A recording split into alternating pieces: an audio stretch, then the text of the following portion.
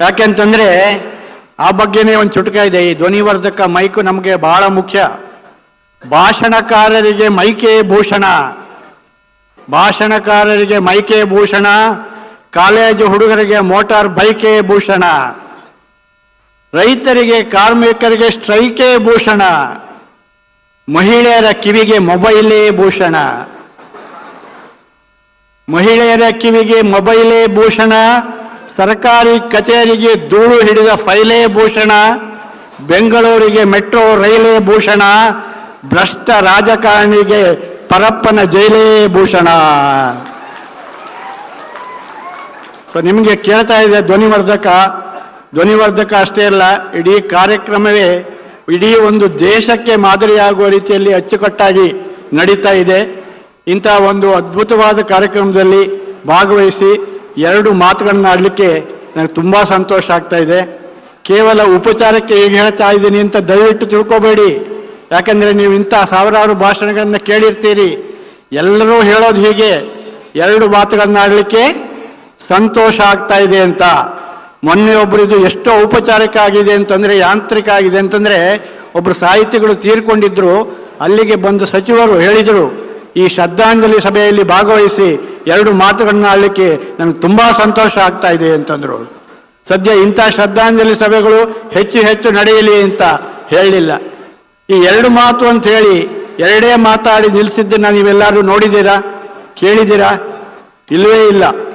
ಆರಂಭದಲ್ಲಿ ಹೇಳುತ್ತಾರೆ 2 ಮಾತು, ಆರಂಭದಲ್ಲಿ ಹೇಳುತ್ತಾರೆ 2 ಮಾತು, ಮುಗಿಸುವಾಗ ಆಗುವುದೇ ಬೇರೆ, 2 ಕಿವಿ ತೂತು ಅಂತ. ಆದರೆ ನನಗೆ ಸ್ನೇಹಿತರೆ ಇವತ್ತು ಸಂತೋಷ ಆಗ್ತಾ ಇದೆ. ಅದಕ್ಕೆ ಕಾರಣ ಕೂಡ ನಾನು ಕೊಡಬಲ್ಲೆ. ಬಹಳ ಅಚ್ಚುಕಟ್ಟಾಗಿ ವ್ಯವಸ್ಥಿತವಾಗಿ ಕಾರ್ಯಕ್ರಮವನ್ನು ಶ್ರೀಗಳವರು ಅವರ ಮಾರ್ಗದರ್ಶನದಲ್ಲಿ ನಡೀತಾ ಇದೆ. ಇಷ್ಟು ದೊಡ್ಡ ವೇದಿಕೆ, ಇಷ್ಟೊಂದು ಸಹಸ್ರ ಸಂಖ್ಯೆಯ ಪ್ರೇಕ್ಷಕರು ನಮಗೆ ಯಾವಾಗಲೂ ಬಾರಿ ಸಿಗೋದಿಲ್ಲ. ಆದರೆ ನನ್ನ ಅದೃಷ್ಟ ಮತ್ತೆ ನನ್ನನ್ನು ಪೂಜ್ಯರು ಇಲ್ಲಿಗೆ ಕರೆಸಿಕೊಂಡಿದ್ದಾರೆ. ಈ ದಿನ ನಾನು ಈ ಹಾಸ್ಯ ಸಾಹಿತ್ಯ ನಮಗೆ ಯಾಕೆ ಬೇಕು ಅನ್ನೋಕ್ಕೆ ಕೆಲವು ಉದಾಹರಣೆಗಳನ್ನ ಕೊಡಬೇಕು ಅಂತ ಇದ್ದೀನಿ. ಕಾರ್ಯಕ್ರಮನ ಭಾಳ ಅಚ್ಚುಕಟ್ಟಾಗಿ ನಡೆಸ್ತಾರೆ ಅಂತ ನಾನು ಹೇಳಿದೆ. ಸುಮಾರು 2 ತಿಂಗಳ ಹಿಂದೆ ನನ್ನನ್ನು ಕರೆದಿದ್ದರು. ಆಮೇಲೆ ಮಧ್ಯೆ ವಿಚಾರಿಸ್ಕೊಳ್ತಾ ಇದ್ದರು, ಹೇಗೆ ಬರ್ತೀರಿ, ಎಲ್ಲ ವ್ಯವಸ್ಥೆ ನಾವು ಮಾಡ್ತೀವಿ ಇತ್ಯಾದಿ. ಆದರೆ ಎಲ್ಲ ಕಡೆ ನಿಮಗೆ ಈ ರೀತಿ ಉಪಚಾರ ಆಗೋದಿಲ್ಲ. ಜನರು ಅವರದ್ದೇ ರೀತಿಯಲ್ಲಿ ಕರೀತಾರೆ. ಒಂದು ಸಲ ನಾನು ಬೆಂಗಳೂರಲ್ಲಿರೋದು, ಬೀದರ್ನಿಂದ ನನಗೊಂದು ಫೋನ್ ಬಂತು, ಕಾರ್ಯಕ್ರಮಕ್ಕೆ ಆಹ್ವಾನ. ನಮಸ್ಕಾರ ರೀ ಸರ, ಡುಂಡಿರಾಜೇನ್ರಿ ಸರ? ಹ್ಞೂನ್ರಿ ಅಂತ. ಸರ, ನಾವು ಬೀದರ್ನಾಗ ಒಂದು ರಾಜ್ಯ ಮಟ್ಟದ ಕವಿಗೋಷ್ಠಿ ಮಾಡ್ಲಿಕ್ಕೆ ಹತ್ತೀವಿ ಅಂತಂದರು. ಹೌದಾ, ಹತ್ರಿ ಅಂದೆ. ಹಂಗಲ್ರಿ ಸರ, ಈ ರಾಜ್ಯ ಮಟ್ಟದ ಕವಿಗೋಷ್ಠಿ ಅಧ್ಯಕ್ಷತೆ ನೀವು ವಹಿಸ್ಕೋಬೇಕು ನೋಡ್ರಿ ಅಂತಂದರು. ನನಗೆ ಭಾಳ ಸಂತೋಷ ಆಯಿತು. ಆದರೆ ತಕ್ಷಣಕ್ಕೆ ಒಪ್ಕೊಳ್ಳೋದು ನಮ್ಮ ಅಂತಸ್ತಿಗೆ ಸ್ವಲ್ಪ ಕಮ್ಮಿ. ಹಾಗಾಗಿ ಸೌಜನ್ಯಕ್ಕೆ ಒಂದು ಮಾತು ಹೇಳಿದೆ, ಅಲ್ರಿ ರಾಷ್ಟ್ರ ಮಟ್ಟದ ಕವಿಗೋಷ್ಠಿ ಅಂತೀರಿ, ಬೆಂಗಳೂರಿನಲ್ಲಿ ನನಗಿಂತ ದೊಡ್ಡ ಸಾಹಿತಿಗಳು ಅದೆಷ್ಟು ಮಂದಿ ಇದ್ದಾರೆ.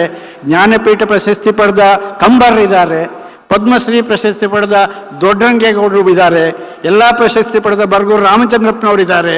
ಅವ್ರನ್ನ ಯಾರನ್ನಾರು ಕರೀರಲ್ಲ, ನನ್ನ ಯಾಕೆ ಕರಿತೀರ್ರಿ ಅಂತಂದೆ. ತಕ್ಷಣ ಅವ್ರು ಹೇಳಿದ್ರಿ, ಇಲ್ರಿ ಸರ ನೀವೇ ಬರ್ಬೇಕು ನೋಡ್ರಿ. ಅಲ್ಲ, ಯಾಕಂತ ಹೇಳ್ರಲ್ಲ ಅಂತ. ನೋಡಿ ಸರ, ನೀವು ಏನೇನು ದೊಡ್ಡ ಸಾಹಿತಿಗಳ ಹೆಸರು ಹೇಳಿದ್ರಿ, ಅವರೆಲ್ಲ ರೊಕ್ಕ ಭಾಳ ಕೇಳ್ತಾರೆ ಸರ. ನಾವು ವಿಮಾನದಾಗೆ ಬರ್ತೀವಿ, ನಾವು ಇನ್ನೋವಾ ಕಾರ್ನಾಗೆ ಬರ್ತೀವಿ ಅಂತಾರಿ ಸರ. ಒಂದು ಮಾತು ಹೇಳ್ತೀನಿ ನೋಡ್ರಿ, ಇಡೀ ಕರ್ನಾಟಕದಾಗ ಅಗದಿ ಚೀಪ್ ಆ್ಯಂಡ್ ಬೆಸ್ಟ್ ಕವಿ ಅಂದ್ರೆ ನೀವೇ ನೋಡ್ರಿ ಸರ ಅಂತಂದ್ರು. ಇದು ಅವರು ಕರೆದ ರೀತಿ. ಹೀಗೆ ಇನ್ನು ಹೋದ ಮೇಲೆ ನಮ್ಮ ಪರಿಚಯ, ಇವತ್ತಿಲ್ಲಿ ನಿಮ್ಮ ಗೆಳೆಯರು ಭಾಳ ಚೆನ್ನಾಗಿ ನನ್ನನ್ನು ಪರಿಚಯ ಮಾಡಿಸಿದ್ರು. ಕೆಲವರು ಸುಮ್ಮನೆ ಯೋಚನೆ ಮಾಡಿದ್ರೆ ಏನೋ ಹೇಳಿಬಿಡ್ತಾರೆ. ಇತ್ತೀಚೆಗೊಂದು ಸಾಹಿತ್ಯದ ಕಾರ್ಯಕ್ರಮಕ್ಕೆ ನಾನು ಹೋಗಿದ್ದೆ. ಅಲ್ಲಿ ನನ್ನ ಪರಿಚಯ ಮಾಡಿದವರು ಕನ್ನಡ ಮೇಷ್ಟ್ರು ಅವರು ಹೇಳಿದರು, ನೋಡಿ ಕನ್ನಡದಲ್ಲಿ ಚುಟುಕ ಅಂದರೆ ನಮಗೆ ನೆನಪಾಗೋದು 2 ಹೆಸರು. ಒಬ್ಬರು ದಿನಕರ ದೇಸಾಯಿ, ಇನ್ನೊಬ್ಬರು ಡುಂಡಿರಾಜರು. ದಿನಕರ ದೇಸಾಯಿ ಅವರು ಸಾವಿರಾರು ಚುಟುಗಳನ್ನು ಬರೆದಿದ್ದಾರೆ, ಡುಂಡಿರಾಜರು ಸಾವಿರಾರು ಚುಟುಗಳನ್ನು ಬರೆದಿದ್ದಾರೆ. ದಿನಕರ ದೇಸಾಯಿ ಅವರು ತೀರ್ಕೊಂಡ್ರು, ನೆಕ್ಸ್ಟ್ ಇವರೇ ಅಂತಂದು. ಸೊ ಈ ರೀತಿಯ ಪರಿಚಯಗಳು ಆಭಾಸಗಳೆಲ್ಲ ಆಗುತ್ತೆ. ಹೀಗೆ ನಾವು ಕಾರ್ಯಕ್ರಮಕ್ಕೆ ಹೋದಾಗ ಅಲ್ಲಿ ಎಲ್ಲಿ ನಗು ಸಿಗುತ್ತೆ ಅಂತ ನಾನು ಹುಡುಕ್ತೀನಿ. ಯಾಕಂತಂದರೆ ಇವತ್ತಿನ ದಿನ ನಗು ಆರೋಗ್ಯಕ್ಕೆ ಒಳ್ಳೆಯದು ಅಂತ ವೈದ್ಯರೇ ಹೇಳ್ತಾರೆ. ಆರೋಗ್ಯದ ಬಗ್ಗೆ ಇವತ್ತು ಎಲ್ರಿಗೂ ಕಾಳಜಿ. ನೀವು ಬೆಳಿಗ್ಗೆ ಯಾವುದಾದ್ರು ಪಾರ್ಕಿಗೆ ಹೋಗಿ ನೋಡಿ, ನಗರದ ಪ್ರದೇಶದಲ್ಲಿ ಬೆವರುತ್ತಾ ಓಡುವರು, ವ್ಯಾಯಾಮ ಮಾಡುವರು, ಏದುಸಿರು ಬಿಡುವರು ಗಟ್ಟಿಯಾಗಿ. ಬೆವರುತ್ತಾ ಓಡುವರು, ವ್ಯಾಯಾಮ ಮಾಡುವರು, ಏದುಸಿರು ಬಿಡುವರು ಗಟ್ಟಿಯಾಗಿ. ವೇಗವಾಗಿ ನಡೆಯುವರು, ಸೈಕಲ್ಲು ಹೊಡೆಯುವರು, ಎಲ್ಲರೂ ಮಾಡುವುದು ಹೊಟ್ಟೆಗಾಗಿ, ಹೊಟ್ಟೆಗಾಗಿ ಅಂತ. ಯಾಕಂತಾರೆ ವೈದ್ಯರು ಹೇಳ್ತಾರೆ, ಈ ಅತಿಯಾದ ತೂಕ ಒಳ್ಳೆಯದಲ್ಲ, ನಿಮ್ಮ ಹೊಟ್ಟೆ ಕರಗಿಸಿ, ಆಗ ಮಾತ್ರ ನೀವು ಆರೋಗ್ಯವಾಗಿರ್ತೀರಿ ಅಂತ. ನಾವು ಹೊಟ್ಟೆ ಕರಗಿಸ್ಲಿಕ್ಕೆ ಅನೇಕ ಉಪಾಯ ಮಾಡ್ತೀವಿ, ವ್ಯಾಯಾಮ ಮಾಡ್ತೀವಿ. ಹೆಣ್ಣು ಮಕ್ಕಳಂತೂ ಊಟನೇ ಮಾಡಲ್ಲ, ಡಯಟಿಂಗ್ ಅಂತೇಳಿ. ಆದರೆ ಹಾಗೇನೂ ಮಾಡಬೇಕಾಗಿಲ್ಲ.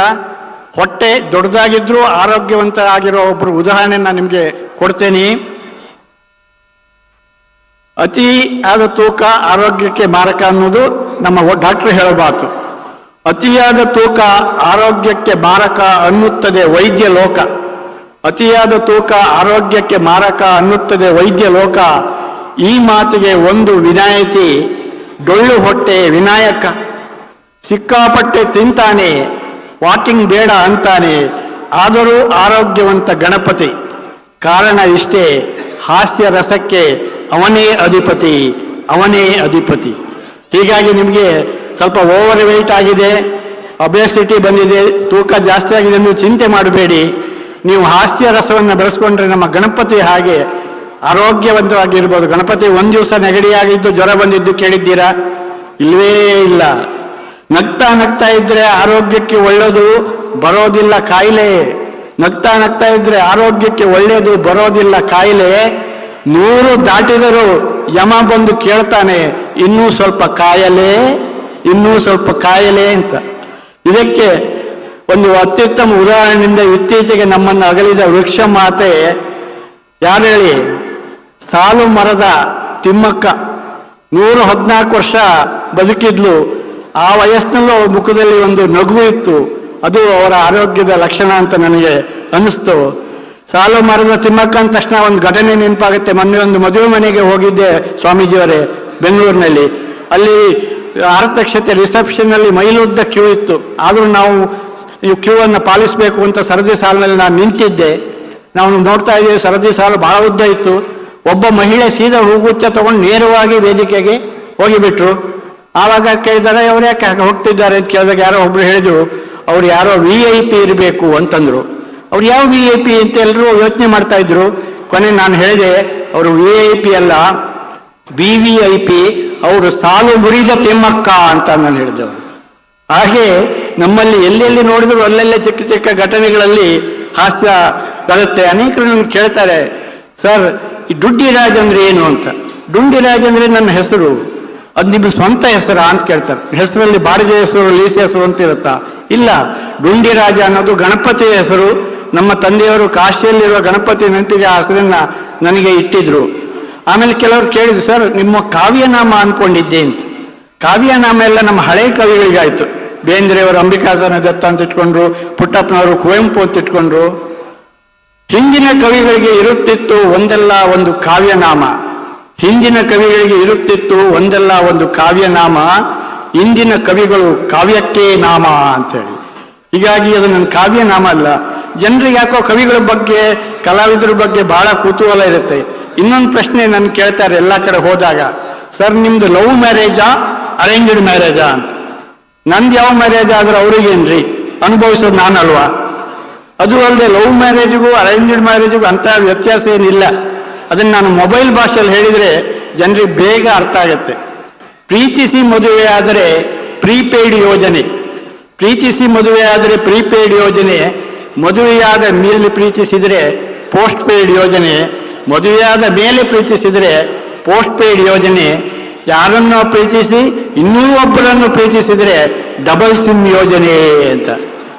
ಹೀಗೆ ಈ ಮದುವೆಯಲ್ಲೇ ಬೇಕಾದಷ್ಟು ಹಾಸ್ಯ ಇತ್ತು. ನಾನು ಮೊನ್ನೆ ಮದುವೆ ಹೋದೆ ಅಂತ ಹೇಳಿದ್ನಲ್ಲ, ಅಲ್ಲಿ ದೊಡ್ಡ ಬೋರ್ಡ್ ಹಾಕಿದ್ರು, ಶರತ್ ವೆಡ್ಸ್ ಅನ್ವಯ ಅಂತೇಳಿ ಇಂಗ್ಲಿಷ್ನಲ್ಲಿ. ತಕ್ಷಣ ನನಗೊಂದು ಹಾಸ್ಯ ಕಾಣ್ತು ಅದರಲ್ಲಿ. ಹುಡುಗನ ಹೆಸರು ಶರತ್, ಹುಡುಗಿಯ ಹೆಸರು ಅನ್ವಯ. ಹುಡುಗನ ಹೆಸರು ಶರತ್, ಹುಡುಗಿಯ ಹೆಸರು ಅನ್ವಯ. ಮದುವೆಗೆ ಮೊದಲೇ ಹೇಳಿದ್ದಾಳಂತೆ ಷರತ್ತುಗಳು ಅನ್ವಯ ಅಂತ. ಆಮೇಲೆ ನಾನು ಮನೆಗೆ ಬಂದು ನನ್ನ ಹೆಂಡತಿ ಕೇಳಿದ್ಲು, ಮದುವೆಗೆ ಹೋಗಿ ಬಂದ್ರಲ್ಲ, ಮದುಮಕ್ಕಳು ಹೇಗಿದ್ದಾರೆ ಅಂತ. ನಾನು ಒಂದು ಚುಟುಕಾಗಿ ಹೇಳಿಬಿಟ್ಟೆ, ಮದುಮಗಳು ತುಂಬ ಕ್ಯೂಟ್ ಆಗಿದ್ದಾಳೆ, ಮದುಮಗಳು ತುಂಬ ಕ್ಯೂಟ್ ಆಗಿದ್ದಾಳೆ, ಮದುಮಗ ಈಗಾಗಲೇ ಮ್ಯೂಟ್ ಆಗಿದ್ದಾನೆ ಅಂತ. ನಾವೆಲ್ಲ ಮ್ಯೂಟ್ ಆಗಿದ್ದು ಮದುವೆ ಆಗಿ ಕೆಲವು ವರ್ಷಗಳ ನಂತರ, ಈಗಿನವ್ರ ಪಾಪ ಆಗಲೇ ಮ್ಯೂಟ್ ಆಗಿಬಿಡ್ತಾರೆ.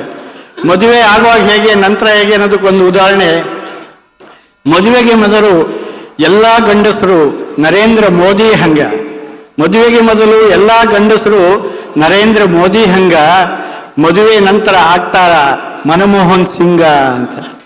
ಮೂಕರಾಗಿ ಬಿಡ್ತಾರೆ ಅಲ್ವಾ. ಇದನ್ನು ನಾನು ಹೇಳಿದಾಗ ನಿನ್ನೆ ನಮ್ಮ ಕವಿಗೋಷ್ಠಿ ಲಕ್ಷ್ಮಣರಾವ್ ಇದ್ರು, ಇದನ್ನು ನಾನು ಹೇಳಿದಾಗ ಅವ್ರು ನನಗೆ ಆಮೇಲೆ ತರಾಟೆ ತಗೊಂಡ್ರು. ಏನು ಗುಂಡಿರಾಜ್, ನೀವು ನಿಮ್ಮ ಪರ್ಸನಲ್ ಪ್ರಾಬ್ಲಮ್ ಎಲ್ಲ ಜನರಲೈಸ್ ಮಾಡ್ತೀರಿ, ನೀನು ಹೆದರ್ಕೋಬೋದು ಹೆಂಡತಿಗೆ, ನಾನು ಹೆದರ್ಕೊಳ್ಳಲ್ಲ ಅಂತಂದ್ರು. ತಕ್ಷಣ ನಾನು ಅವ್ರಿಗೆ ಹೇಳಿದೆ, ಯಾಕಂದರೆ ಅವ್ರ ಹಿರಿಯರು ಏನು ಹೇಳಲಿಲ್ಲ. ಆಮೇಲೆ ಒಂದು ಕವಿತೆಯೇ ಬರೆದೆ ಅವ್ರ ಬಗ್ಗೆ. ಜಗತ್ತಿನಲ್ಲಿ ಇರುವುದೇ ಎರಡು ರೀತಿಯ ಗಂಡಂದಿರು, ಜಗತ್ತಿನಲ್ಲಿ ಇರುವುದೇ ಎರಡು ರೀತಿಯ ಗಂಡಂದಿರು, ಹೆಂಡತಿಗೆ ಹೆದರುವವರು ಮತ್ತು ಹೆದರುವುದಿಲ್ಲ ಎಂದು ಸುಳ್ಳು ಹೇಳುವವರು ಅಂತ. ಹೀಗೆ ಗಂಡ ಹೆಂಡತಿಯ ನಡುವೆ ಜಗಳ ಆಗತ್ತೆ, ನಾವು ಹೆದರ್ಕೊಳ್ತೀವಿ. ಹೆದರ್ಕೊಳ್ದೇ ಇರೋದಕ್ಕೂ ಒಂದು ಉದಾಹರಣೆ ಇದೆ ನಮ್ಮ ಪುರಾಣದಲ್ಲಿ. ಕೃಷ್ಣ ಎಷ್ಟು ಜನ ಹೆಂಡರು ಅವನಿಗೆ? 16,000 ಪ್ಲಸ್ 8 ಅಂತಾರೆ ಕೆಲವರು. ರಾಧೆಯ ಗೆದ್ದನು ಆ ಗೊಲ್ಲ, ರುಕ್ಮಿಣಿಯ ಕದ್ದನು ಆ ಗೊಲ್ಲ, 16,000 ಮಡದಿಯರನ್ನು ಸಂಭಾಳಿಸಿದನು ಆ ಗೊಲ್ಲ, ಈಗಿನವರಿಂದ ಆಗೋಲ್ಲ ಆಗೋಲ್ಲ ಆಗೋಲ್ಲ ಅಂತ. ಕೃಷ್ಣನ ಗೊಲ್ಲರು ಅಂತ ನಾವು ಹೇಳ್ತೇವೆ. ಕೃಷ್ಣನಿಗೆ ಇನ್ನೊಂದು ಹೆಸರಿದೆ ಗೊಲ್ಲರಿಗೆ. ಏನು ಹೇಳಿ? ಯಾದವರು ಅಲ್ವಾ. ಗೊಲ್ಲರು ಅಂದರೆ ಯಾದವರು. ಕೃಷ್ಣನ ಕಡೆಯವರು ಬರೀ ಯಾದವರು. ಇಲ್ಲಿ ಸೇರಿರೋ ನಾವು ಬಹಳಷ್ಟು ಮಂದಿ ಮದುವೆಯಾದವರು ಅಂತ. ಆ ಯಾದವರು ತಮ್ಮ ತಮ್ಮೊಳಗೆ ಜಗಳ ಆಡಿ ಇಡೀ ಯಾದವರ ವಂಶವೇ ನಿರ್ವಂಶ ಆಯಿತು. ಆದರೆ ನಾವು ಹಾಗಲ್ಲ. ತಮ್ಮ ತಮ್ಮೊಳಗೆ ಜಗಳವಾಡಿ ಕೊನೆಗೆ ನಿರ್ವಂಶರಾದರು ಯಾದವರು, ಜಗಳವಾಡಿದರು ವಂಶ ಬೆಳೆಸುವರು ಮದುವೆ ಯಾದವರು ಅಂತ. ಹೀಗೆ ಸ್ನೇಹಿತರೆ, ಎಲ್ಲ ವಿಚಾರದಲ್ಲೂ ನಮಗೆ ಹಾಸ್ಯ ಸಿಗುತ್ತೆ. ಈ ನಮ್ಮ ಬಹಳ ನನ್ನ ಪೂಜ್ಯರಿಗೆ ಒಂದು ಧನ್ಯವಾದ ಹೇಳಬೇಕು. ಯಾಕಪ್ಪ ಅಂತಂದರೆ ಇಂಥ ಒಂದು ಗಂಭೀರ ಸಭೆಯಲ್ಲೂ ಪ್ರತಿದಿನ ಒಂದು ಹಾಸ್ಯ ಭಾಷಣವನ್ನು ಅವರು ಏರ್ಪಡಿಸಿದ್ದಾರೆ. ಯಾಕಂದರೆ ನಮ್ಮ ಆರೋಗ್ಯ ಚೆನ್ನಾಗಿರಬೇಕು, ನಮ್ಮ ಆರೋಗ್ಯ ಚೆನ್ನಾಗಿದ್ದರೆ ನಮ್ಮ ಸಮಾಜದ ಆರೋಗ್ಯವು ಚೆನ್ನಾಗಿರುತ್ತೆ ಅಂತ. ಹಾಗಾಗಿ ಇವರು ಅನೇಕ ನನ್ನ ಗೆಳೆಯರೆಲ್ಲ ಗದ್ಯದಲ್ಲಿ ಹಾಸ್ಯ ಮಾಡ್ತಾರೆ, ನಂದು ಸ್ವಲ್ಪ ಪದ್ಯದಲ್ಲಿ ಹಾಸ್ಯ. ಈ ಪದ್ಯದಲ್ಲಿ ಹಾಸ್ಯ ಒಂದು ತೊಂದರೆ ಅಂದರೆ ತಕ್ಷಣ ಎಲ್ರಿಗೂ ಅದು ಅರ್ಥ ಆಗೋದಿಲ್ಲ, ಭಾಳ ಧ್ವನಿಪೂರ್ಣ ಆಗಿರುತ್ತೆ. ನೋಡಿ, ಇವತ್ತು ನಾನು ವಾಕಿಂಗ್ ಹೋಗುವಾಗ ನನ್ನ ಗೆಳೆಯರೊಬ್ಬರು ನನ್ನ ಕೇಳಿದರು, ನನ್ನ ಬಗ್ಗೆ ವಿಚಾರಿಸ್ಕೊಂಡ್ರು. ಕಾಲು ನೋವು ಹೇಗಿದೆ? ಇನ್ನೂ ಸ್ವಲ್ಪ ಬೀಗಿದೆ. ಬೆನ್ನು ನೋವು ಹೇಗಿದೆ? ಪೂರ್ತಿ ವಾಸಿಯಾಗಿದೆ. ಕಾಲು ನೋವು ಹೇಗಿದೆ? ಇನ್ನೂ ಸ್ವಲ್ಪ ಬೀಗಿದೆ. ಬೆನ್ನು ನೋವು ಹೇಗಿದೆ? ಪೂರ್ತಿ ವಾಸಿಯಾಗಿದೆ. ತಲೆನೋವು ಹೇಗಿದೆ? ತವರು ಮನೆಗೆ ಹೋಗಿದೆ ಅಂತ. ನೋಡಿ, ಇಂಥದ್ದು ಸಂಸಾರದ ವಿಷಯಗಳನ್ನೆಲ್ಲ ನಾವು ಹೀಗೆ ಧ್ವನಿಪೂರ್ಣವಾಗಿ ಹೇಳಬೇಕು. ಕೊನೆಯದಾಗಿ ಒಂದು ಪದ್ಯ ನಾನು ಮೊಬೈಲ್ ಬಗ್ಗೆ ಹೇಳಲೇಬೇಕು. ಯಾಕಂದರೆ ಇವತ್ತು ನಮ್ಮ ಅನೇಕರ ಭಾಷಣಕಾರರ ಮಾತಿನಲ್ಲಿ ಅದು ಪ್ರಸ್ತಾಪ ಆಯಿತು. ರಾಜಪ್ಪ ಹೇಳಿದ್ರು ಮೊಬೈಲ್ ಯೂನಿವರ್ಸಿಟಿ ಅಂತಂದರು. ಹೇಗೆ ಮೊಬೈಲು ಒಳ್ಳೆಯದು ಹೌದು, ಕೆಟ್ಟದ್ದು ಹೌದು. ಮೊಬೈಲ್ನಿಂದಾಗಿ ನಮ್ಮ ಸಾಹಿತ್ಯದ ಓದು, ಸಾಹಿತ್ಯದ ಬರವಣಿಗೆ ಎಲ್ಲ ಹಿಂದೆ ಬಿದ್ದಿದೆ. ಹಾಗಾಗಿ ಆ ಮೊಬೈಲ್ ಇದ್ದರೆ ಏನಪ್ಪ ಒಂದು ಕಾಯಿಲೆ ಅಂತಂದರೆ, ಅಲ್ಲಿ ಕೂತ್ಕೊಂಡು ನಮ್ಮನ್ನೇ ನೀವು ನೋಡಿರ್ಬೋದು. ಹೀಗೆ ತೆಗೆದು ಒಮ್ಮೊಮ್ಮೆ ನೋಡದೇ ಇದ್ರೆ ನಮ್ಗೆ ಸಮಾಧಾನ ಆಗೋದಿಲ್ಲ. ಅದಕ್ಕೆ ಆ ಬಗ್ಗೆ ಒಂದು ಪದ್ಯ ಇದೆ. ಮೊನ್ನೆ ಯಾರೋ ಹೇಳ್ತಾ ಇದ್ರು,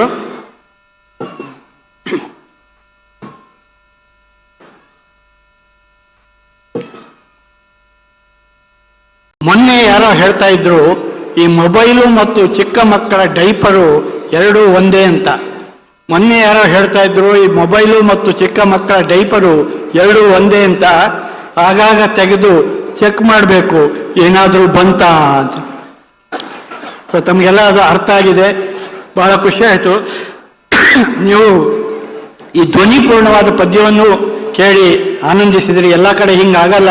ನಾನೊಂದ್ಸಲ ಹಾಸನಕ್ಕೆ ಹೋದಾಗ ಸ್ವಾಮೀಜಿಯವರೇ ಅಲ್ಲಿ ಇಂಥ ಧ್ವನಿಪೂರ್ಣ ಪದ್ಯಗಳನ್ನು ಓದಿದೆ. ಯಾರೂ ನಗಲೇ ಇಲ್ಲ, ಎಲ್ಲ ಗಂಭೀರವಾಗಿ ಕೂತಿದ್ರು. ನಾನು ಅನ್ಕೊಂಡೆ ಇದು ಹಾಸನ,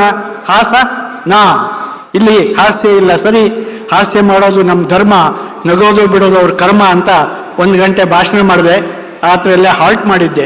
ಮರುದಿನ ಬೆಳಿಗ್ಗೆ ಹಾಸನದ ಬೀದಿಯಲ್ಲಿ ವಾಕಿಂಗ್ ಹೋಗ್ತಾ ಇರಬೇಕು. ಅಷ್ಟು ದೂರದಿಂದ 4 ಜನ ಹುಡುಗರು ನನ್ನನ್ನು ನೋಡ್ಕೊಂಡು ಏನೋ ಮಾತಾಡ್ಕೊಂತ ಹತ್ರ ಬಂದರು. ಕೇಳಿದರು, ಸರ್ ನಮಸ್ಕಾರ, ನಿನ್ನೆ ಟೌನ್ ಹಾಲಲ್ಲಿ ಹಾಸ್ಯ ಮಾಡಿದ್ದು, ಕವನ ಓದಿದ್ದು ನೀವೇ ಅಲ್ವಾ ಅಂತ. ಹೌದು ನಾನೇ ಏನಾಯ್ತು ಕೇಳಿದೆ, ಬಹಳ ಚೆನ್ನಾಗಿತ್ತು ಸರ್ ಅಂತ ಬಿದ್ದು ಬಿದ್ದು ನಕ್ಕರು. ನನಗೆ ಆಶ್ಚರ್ಯ ಆಯ್ತು, ಕೇಳಿದೆ, ಅಲ್ರಿ ನಾನು ಹಾಸ್ಯ ಮಾಡಿದ್ದು ನಿನ್ನೆ ಎಂದೆ, ನಮ್ಗೆ ಅರ್ಥ ಆದದ್ದು ಇವತ್ತು ಸಾರ್ ಅಂತಂದ್ರು. ಇದು ನಮ್ಮ ಹಾಸ್ಯದಲ್ಲಿರುವ ಒಂದು ಸಮಸ್ಯೆ. ಆದರೂ ಕೂಡ ತಾವು ಈಗಲೇ ನಕ್ಕಿದ್ದೀರಿ, ಸಂತೋಷ ಆಗಿದೆ. ಅಕಸ್ಮಾತ್ ಯಾರಿಗಾದ್ರೂ ನಗು ಬರದೇ ಇದ್ರೆ ಬೇಜಾರು ಮಾಡ್ಕೊಳ್ಳಿ, ನೀವೆಲ್ಲ ನಾಳೆ ನಗ್ತೀರಿ ಅಂತ ಹೇಳ್ತಾ ನನಗೆ ಕೊಟ್ಟ ಸಮಯ ಮುಗಿದಿದೆ. ಇದಕ್ಕಾಗಿ ನನ್ನ ಮಾತುಗಳಿಗೆ ಒಂದು ಅವಕಾಶ ಕಲ್ಪಿಸಿದ ಸ್ವಾಮೀಜಿಯವರಿಗೆ ಮತ್ತು ಕೇಳಿದ ನಿಮಗೆಲ್ಲ ನಾನು ಆಭಾರಿಯಾಗಿದ್ದೇನೆ.